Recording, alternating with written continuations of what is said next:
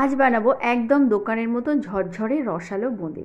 তার জন্য একটা ছাঁকনি নিয়ে 1 কাপ পরিমাণ বেসন নিয়ে নিলাম। বেসনটাকে একটু চেলে নেব। 1 চিমটি পরিমাণ খাবার সোডা দিয়ে অল্প অল্প করে জল দিয়ে একটা ঘন ব্যাটার তৈরি করে নেব। 1 চামচ তেল দিয়ে ভালো করে মিশিয়ে নিলাম। এইবার 1 হাতা মতো ব্যাটার নিয়ে একটা কালার দিয়ে দিচ্ছি। আমার কাছে সবুজটা ছিল, আপনাদের কাছে যেটা থাকবে সেটাই দেবেন। আর বাকিটাতে হালকা ইয়েলো ফুড কালার দিয়ে দিলাম। একইভাবে দুটো মিশিয়ে নিয়েছিলাম। এবার তেল গরম করতে বসিয়ে দিয়েছি।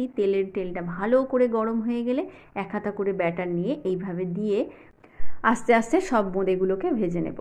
যে সবুজ ফুড কালারটা রেডি করে রেখেছিলাম সেটাও একইভাবে এইভাবে ভেজে নিচ্ছি।